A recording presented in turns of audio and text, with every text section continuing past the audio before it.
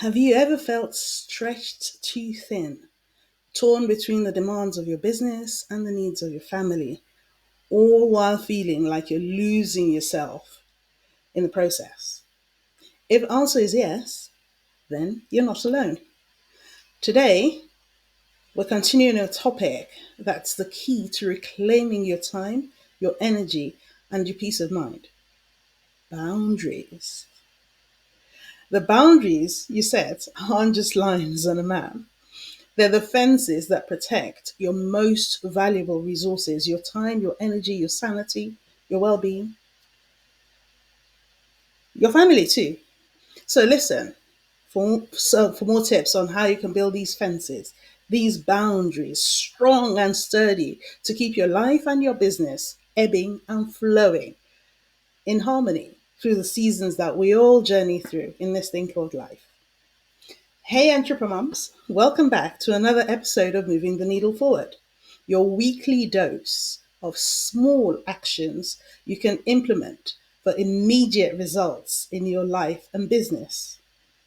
For those of you that do not know me, my name is Chinelo Ononeku. I am a CPD certified business strategist. I'm a property entrepreneur. I'm a wife. I'm a home educating mum of two boys. I'm a tech nerd. I love my tech. I'm the founder of EntrepreMums, an online community dedicated to empowering mums like you with strategies to intentionally design success in both your life and business. Welcome. In the last episode, if you joined me in the last episode, you learned why boundaries matter.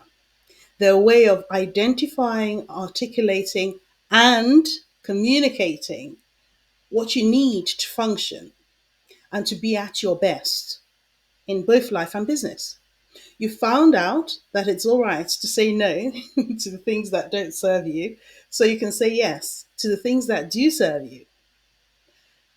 You also started to get you started.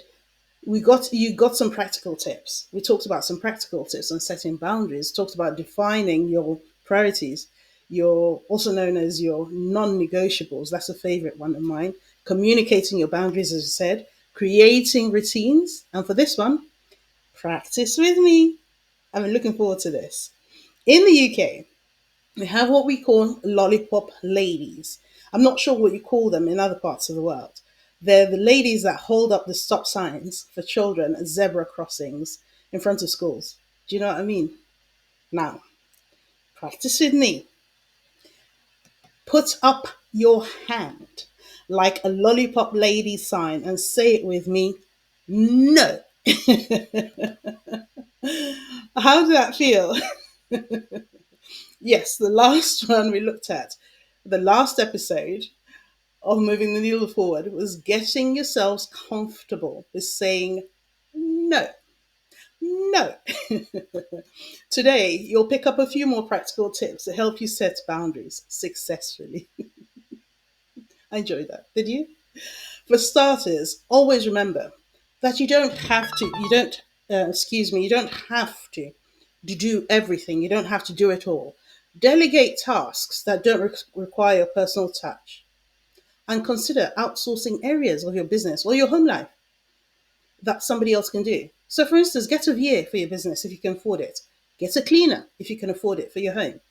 This could free up valuable time and mental space, more importantly, mental space, allowing you to create, to be, to think, to plan your business for legacy, to plan special time with your family if you're into traveling, like I am, eating out, whatever it is, or even just walking in nature. Having the mental space to plan that is invaluable, and you can get that space from delegating, setting your boundaries. Secondly, setting boundaries is one thing, but respecting them is another. It's easy to set a boundary and then ignore it when things get busy.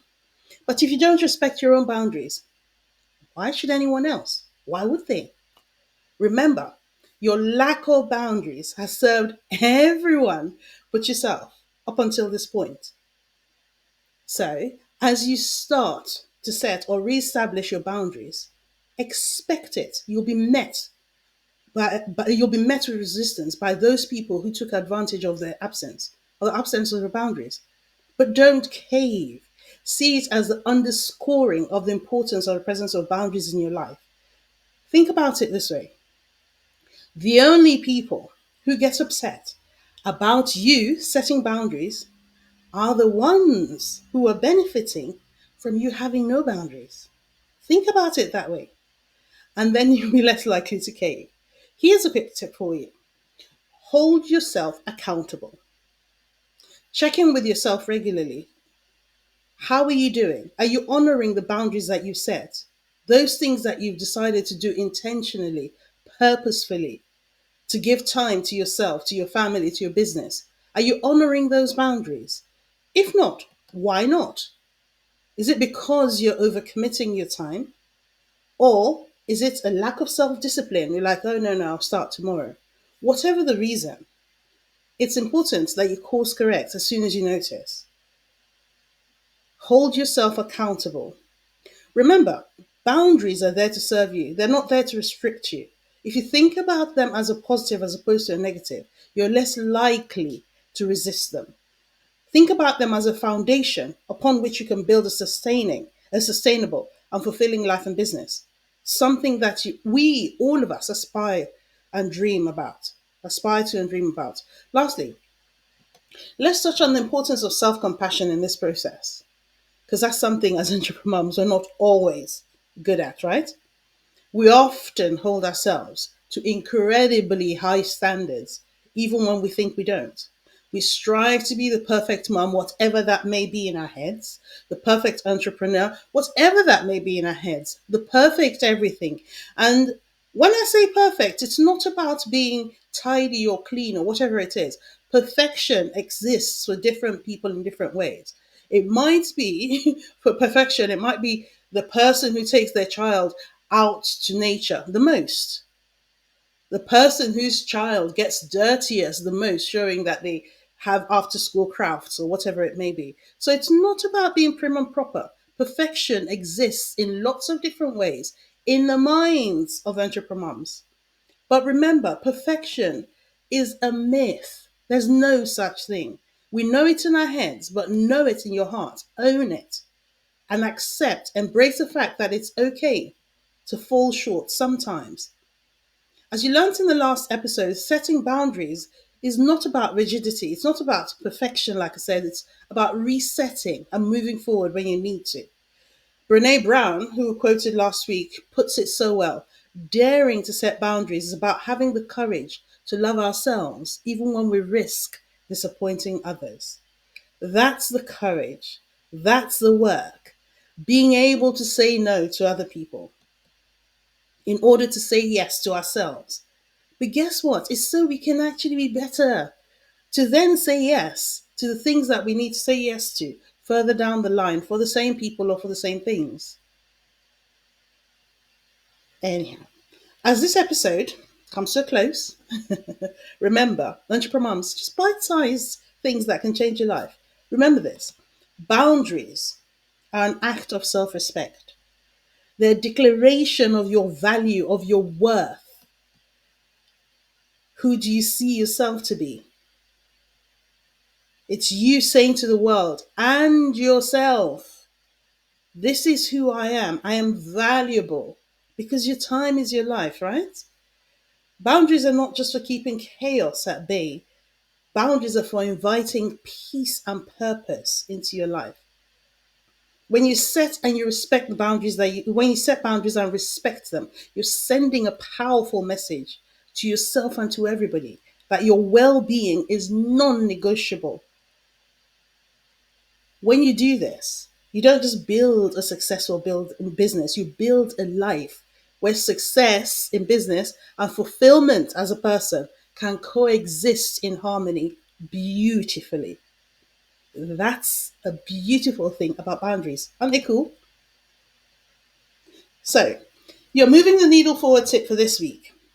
That small action you can implement for an immediate result in your life and business is to set aside 10 minutes one day this week for outlining your boundaries.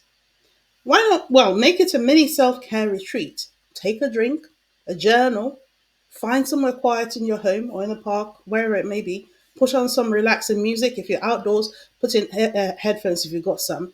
But just make yourself feel like you're in a retreat, in a pampered environment, and define your non negotiables for your life and business in a journal or your diary. Start with three for each thing and be intentional about carrying them out this week.